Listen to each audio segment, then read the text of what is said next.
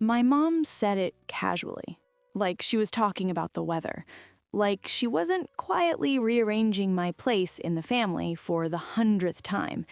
"We just can't afford 2 tickets," she said, not looking up from her phone. "So your sister will take the room." The words landed softly, too softly. I stood in the doorway of her kitchen, keys still in my hand, coat half off, that familiar sense of imbalance settling into my chest, the one that comes when you realize a decision's already been made and you were never part of it. "What room?" I asked. She sighed, like I was slow for not keeping up. "The hotel room for the conference. You know, the one in Chicago, the one your dad and I already booked." Ah, that conference. The one I'd mentioned 6 months ago? The one I'd forwarded emails about? The one that mattered to my career in a way I'd been trying not to oversell because overselling never helped.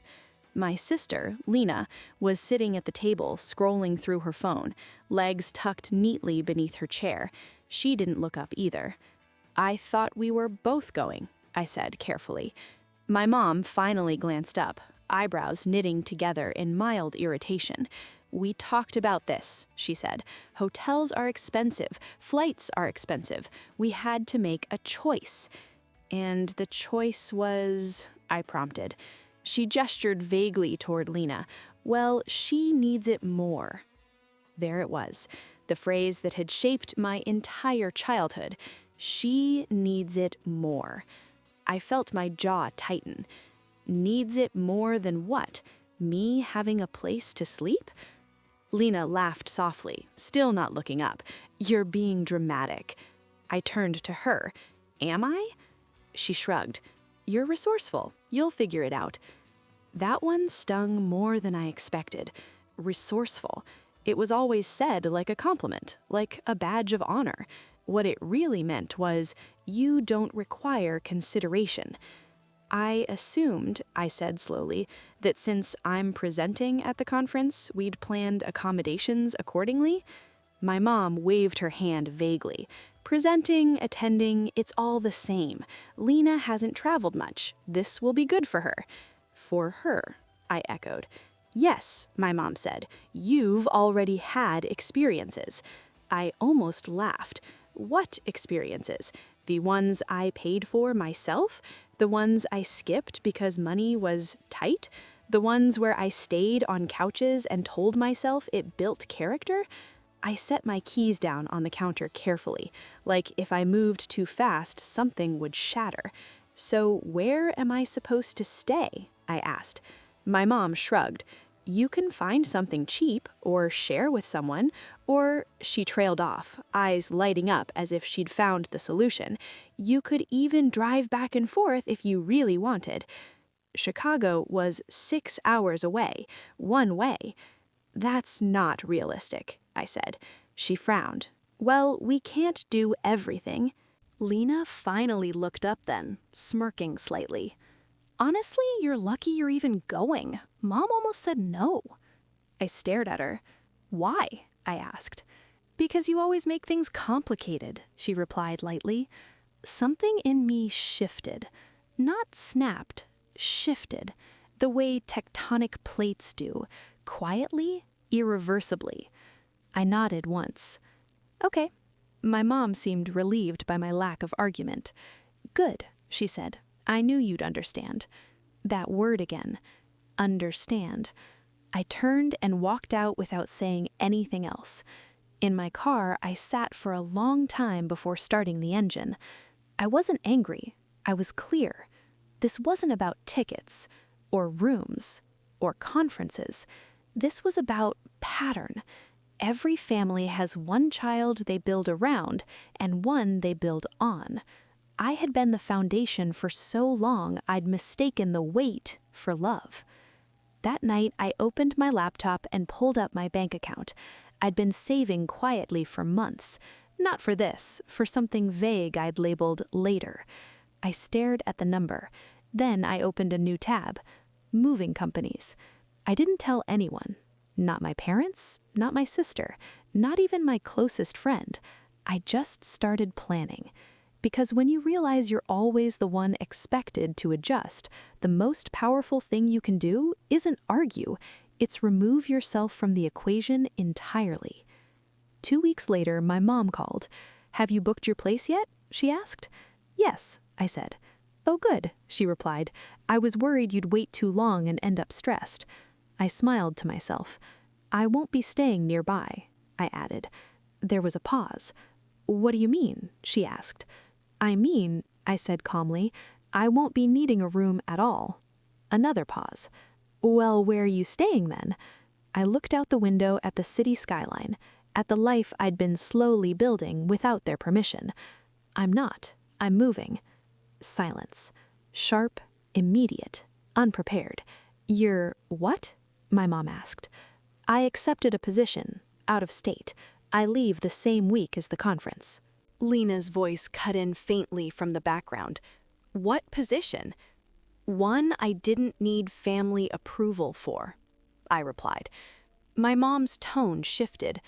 "Why wouldn't you tell us something like that?" I leaned back in my chair. "Because every time I do," I said, "I end up smaller." She didn't respond right away. When she finally did, her voice was tight. "So you're just leaving?" "Yes," I said, "with a moving truck." And in that moment, I realized something important. They thought the room was the prize. They had no idea I'd already packed my freedom. And if you think this is where the story ends, it's not. Because the moment you stop accepting scraps, people suddenly panic about losing access to the whole table. That comes next. The silence on the other end of the line stretched so long, I thought the call might have dropped. "Hello?" my mom finally said, like she was checking whether I was still there, or whether I'd somehow vanished just by saying the word moving. "I'm here," I replied, calmly. "You can't just decide something like that without talking to us. This affects the whole family." I almost laughed. That sentence had always fascinated me. When decisions benefited my sister, they were practical. When they limited me, they were necessary. But when I made a choice for myself, suddenly it affected everyone. "I didn't decide suddenly," I said. "I've been interviewing for months." "You never mentioned it," she snapped. "I did. I just stopped repeating myself when no one listened." Lena's voice came through sharper now. "Where exactly are you moving?" "Seattle," I said. "That's across the country," she said flatly. "Yes," I agreed. "That's the point." My mom exhaled hard. "This feels extreme." "Does it? Or does it just feel unfamiliar because I'm not the one adjusting this time?" No one answered. I could picture them perfectly. My mom pacing the kitchen, Lena sitting back in her chair, arms crossed, both of them trying to recalibrate a family structure that suddenly didn't have me holding it up. "When were you going to tell us?" my mom asked. "I just did," I said. "That's not fair," she said. I smiled sadly. "Neither is telling your child they don't deserve a bed." "That's not what I said," she protested. "You said you couldn't afford 2 tickets, then you booked 1 room anyway. The math was pretty clear." Another pause. "Well, what do you expect us to do now?" There it was, the reflex. Look to me to fix the discomfort. "Nothing," I said. "You don't need to do anything." "That's ridiculous," Lena snapped. "You're being dramatic over a hotel room." I felt the old urge rise, the one that made me want to explain, justify, soften. I let it pass. "This isn't about a hotel room," I said. "It's about being the only one expected to adapt, every time." My mom's voice softened. "We never meant to make you feel that way." "I know," I replied, "but intent doesn't erase impact." Silence again. This time, heavier. "When are you leaving?" my mom asked quietly. 2 weeks, I said. What about the conference? Lena asked. I'll still attend, I replied, just not with you. That one landed, because it wasn't just distance anymore, it was separation. After the call ended, I sat at my desk and stared at the wall. My hands were shaking, not from fear, but from adrenaline, from doing something I'd never done before, not ask permission. The next few days were strange. My mom texted links to cheaper hotels, as if trying to undo the conversation retroactively. Found a budget place nearby. This could work for you. I didn't respond. Lena sent a message that just said, "You're really doing this?" I replied with one word, yes. Packing was surreal. I sorted through my apartment with a clarity I'd never felt before. Things I'd clung to out of guilt suddenly felt unnecessary. Gifts from family I'd kept out of obligation went into donation boxes without hesitation. Every item I packed felt like a vote for myself, for my future, for a version of me that didn't exist only in relation to them. A week before the move, my dad called. He rarely called. "What's going on?" he asked bluntly. "I'm moving," I said. "I heard," he replied. "Your mother's upset." "I know. You should have talked to us." "I did, just not on repeat." He sighed. "You're overreacting." I smiled faintly. "You've said that my whole life, and I believed you, until now." "What do you want us to say?" he asked. I thought about it. "Nothing," I said. "I want you to listen." Silence. "I don't think you understand," he said finally. "Family sticks together. Family also makes room, and I was always the one squeezed." He didn't argue, which told me everything. The day the moving truck arrived, my mom showed up unannounced. She stood on the sidewalk, arms wrapped around herself, eyes darting between the truck and my apartment door. "You didn't have to do this," she said as soon as she saw me. I gestured to the boxes. "I did." "This feels like punishment," she said. "It's not," I replied. "It's self-respect." She frowned. "You're leaving us." I shook my head gently. "I'm leaving a role." "What role?" she asked. "The one where I always make myself smaller so no one else feels uncomfortable," I said. Her eyes filled with tears. "I didn't know you felt like that," she whispered. "I know," I said softly. "That's why I'm going." She reached out, then stopped herself. "Will you still come home?" she asked. I met her gaze. "I'll visit," I said, "but I won't squeeze myself into spaces where I'm not wanted." The movers loaded the last box. The truck door slammed shut with a finality that echoed in my chest. Lena didn't come. She sent a message instead. "Guess the room's empty now." I stared at it for a moment, then replied, "So was mine." As the truck pulled away, something unexpected happened. I didn't feel loss. I felt light. Because sometimes, the moment you stop fighting for a place at the table, you realized you were never meant to sit there at all. And the road ahead, it was wide open. But the real fallout, the panic, the bargaining, the consequences of losing the one person who always adjusted, those hadn't even started yet. That's what comes next. The first night in the new city felt unreal. Not exciting in the movie trailer way, not lonely either, just quiet. I lay on a mattress on the floor of my new apartment, surrounded by half-unpacked boxes, listening to unfamiliar traffic sounds drift through the window. Sirens in the distance, a train horn, people laughing somewhere below. No one knew me here, and for the first time, that felt like freedom instead of risk. My phone buzzed, a text from my mom. "Did you arrive safely?" I stared at the message for a long time before replying. "Yes." 3 dots appeared, then disappeared, then, "We miss you already." I set the phone face down, not because I didn't care, Because I needed to learn the difference between missing someone and needing them to stay small for your comfort. The conference happened 2 days later. I walked into the convention center alone. No family cluster, no unspoken hierarchy, no pressure to accommodate anyone else's schedule. I checked in, collected my badge, and took a deep breath. This was mine. When I presented, my hands didn't shake. My voice didn't waver.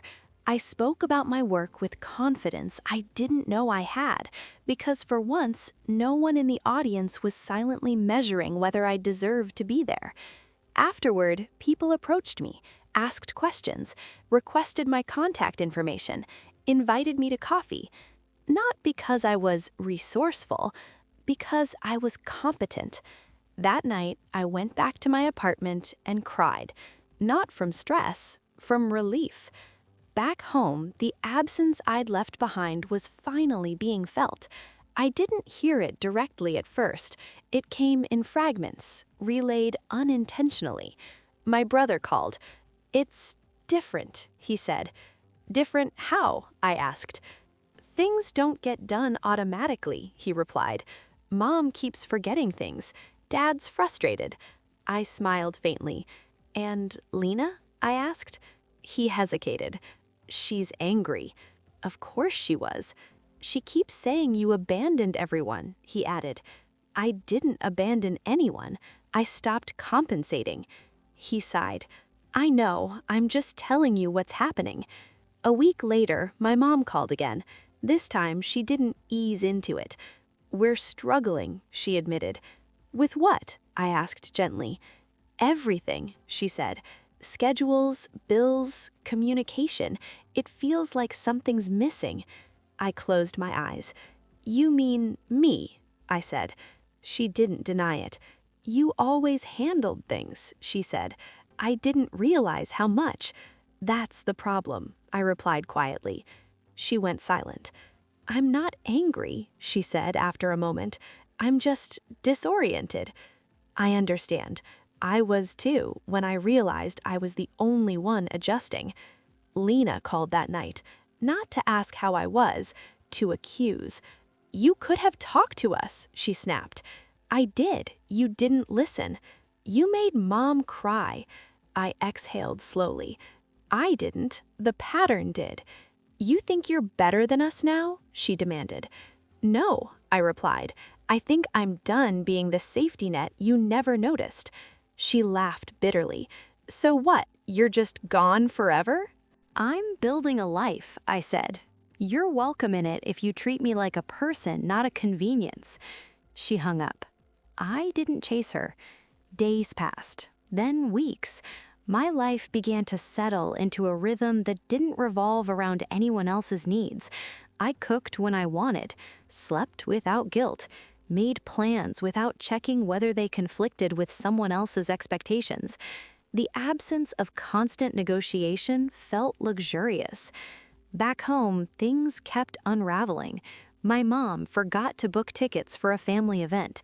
Lena missed a deadline she assumed someone else would remind her about. My dad complained that no one steps up anymore. No one told him why. They didn't need to. One evening, my mom called again, this time quieter, almost humbled. "I didn't realize how much we relied on you," she said. "I know," I replied. "She thought you were just easy," she admitted. "You never complained." "I was trained not to," I said. She sighed. "I'm sorry." It wasn't a grand apology, but it was the first honest one. "I'm learning," she added. "It's uncomfortable." "Growth usually is," I replied. A month after the move, something shifted. My sister showed up at my parents' house late one night, furious. She'd missed a payment, assumed someone would catch it. No one did. Suddenly, the cushion was gone. "You used to handle this stuff," she snapped at my mom.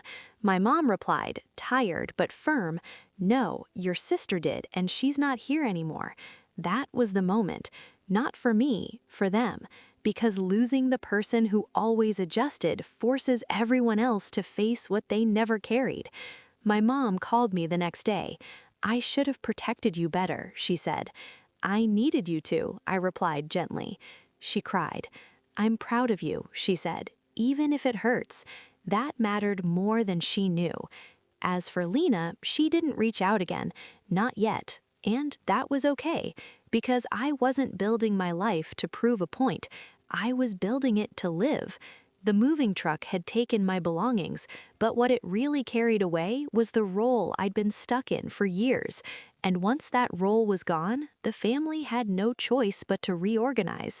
The question wasn't whether they liked it, it was whether they could grow without me holding everything together. And for the first time in my life, that wasn't my responsibility anymore.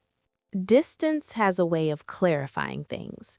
Not immediately, not dramatically. At first, it just creates quiet. And in that quiet, patterns that were once hidden by constant motion finally stand still long enough to be seen.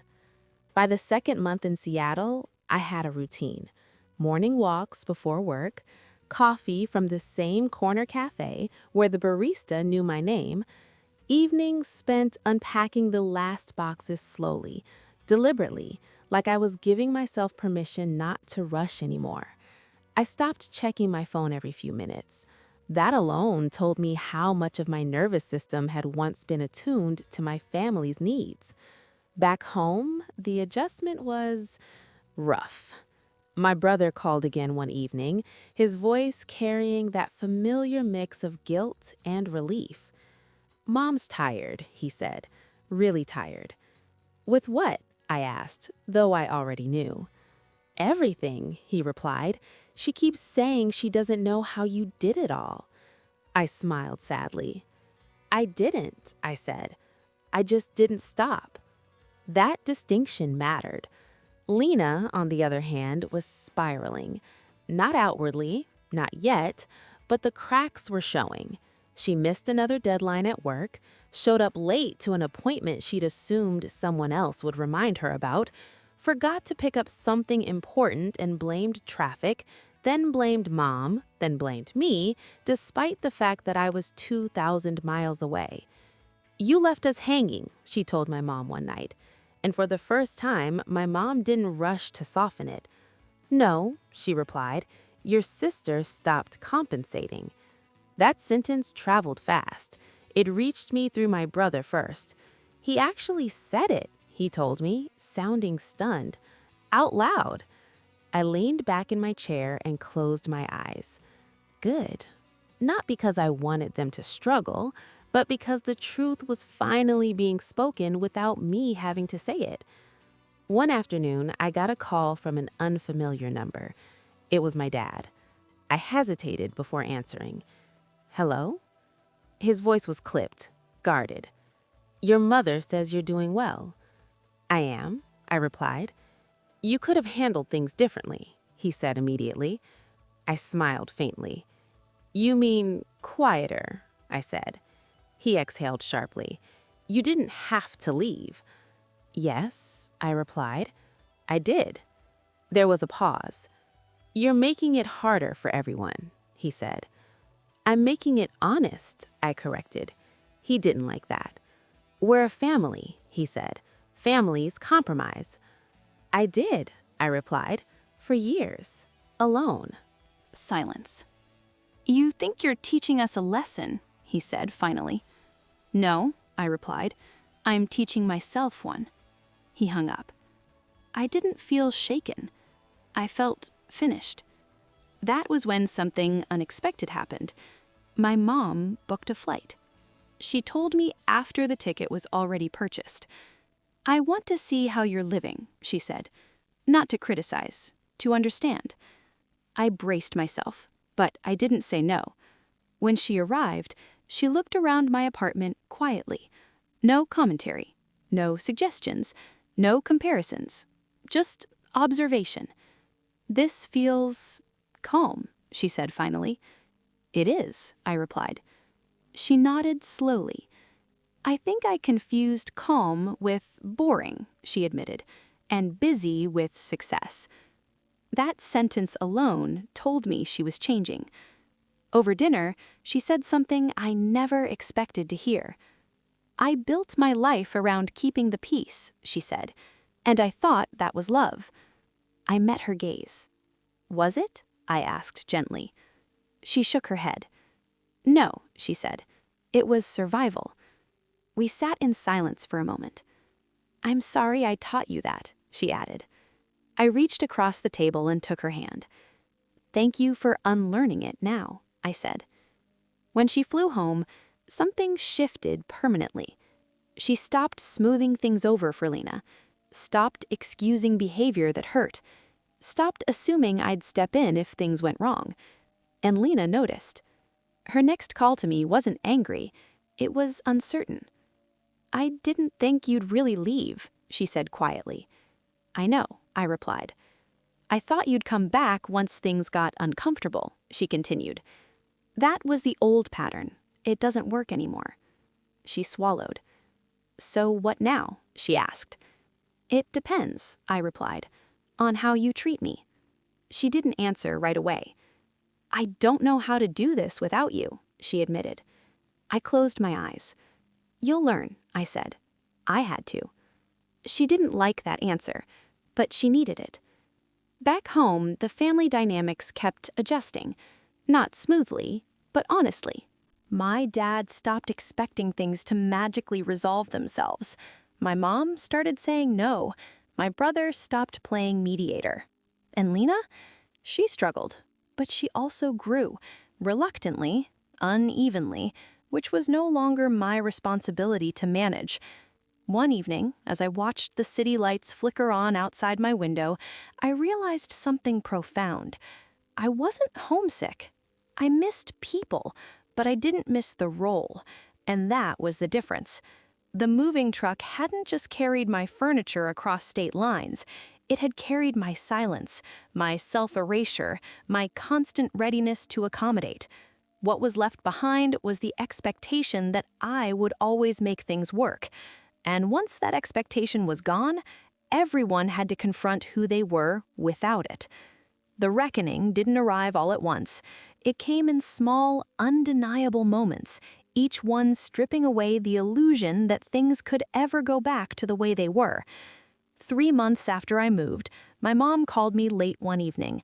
Not frantic, not defensive, tired. "I think I finally understand," she said.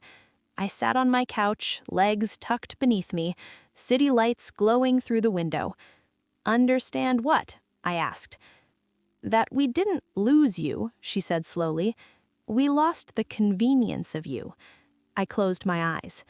"That's the difference," I replied. She exhaled shakily. "Your sister had a breakdown today." I didn't react. "What kind?" I asked gently. "She forgot something important again. A deadline. She expected someone to catch it. No one did." I nodded, even though she couldn't see me. "And this time," my mom continued, "she didn't blame you." That mattered. "She said she didn't know how you always kept everything straight," my mom added. "She said she thought you were just better at it." I smiled faintly. I wasn't better. I was overextended. There was silence on the line. "I wish I'd seen that sooner," my mom whispered. "I know, but you see it now." That night, something settled in me. Not satisfaction, resolution, because the family wasn't falling apart anymore. It was rebalancing. Weeks later, Lena called again. Her voice was different, less sharp, less certain. "I messed up," she admitted. "With what?" I asked. "With assuming you'd always be there," she said quietly. I leaned back and let that land. "I didn't think it would feel this hard without you," she continued. "Not because I miss you doing things, but because I miss knowing someone had my back." My throat tightened.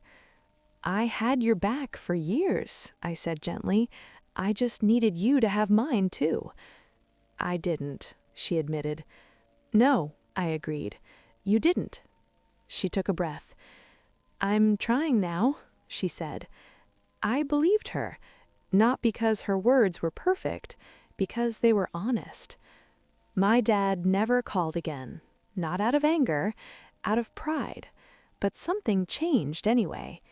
He stopped demanding updates through my mom, stopped framing my distance as betrayal, stopped acting like my absence was temporary. In its own way, that was acceptance. The first time I went home to visit was nearly 6 months later. I stayed in a hotel, not because there wasn't space, but because I needed boundaries to remain visible. Dinner was different. No assumptions that I'd coordinate things, no expectation that I'd smooth tension, no casual comments about how things used to be easier. When conversation drifted into awkward silence, no one looked at me to fill it, and for the first time, I didn't. At one point, my mom looked at me across the table and smiled. "You seem lighter," she said. "I am," I replied. She nodded. "We are too, even if it took us a while to feel it." That was the moment I knew. The family hadn't lost me. They'd lost a system that depended on my self-erasure, and in losing it, they'd been forced to grow. On my last night there, Lena knocked on my hotel door. She looked nervous. "I wanted to say something," she said. "Okay," I replied. "I thought you were selfish when you left," she admitted. "I thought you were dramatic." I waited. "I see now," she continued, "that you were brave." That one nearly undid me. "I don't want what we had before," she said. "I want something fair." I nodded slowly. "That's the only thing I'm interested in now," I said. When I flew back home, to my home, I felt something I hadn't felt in years. Peace. Not because everything was perfect, but because nothing required me to disappear anymore. The moving truck that day hadn't just carried boxes, it carried a message. I am not optional. I am not interchangeable. I am not the one who exists to make everything else work. And when I stopped accepting less, the entire system had no choice but to change. My mom said they couldn't afford 2 tickets, so my sister got the room, and I got something far more valuable. A life where I no longer had to earn my place. I built it myself, and I never moved back.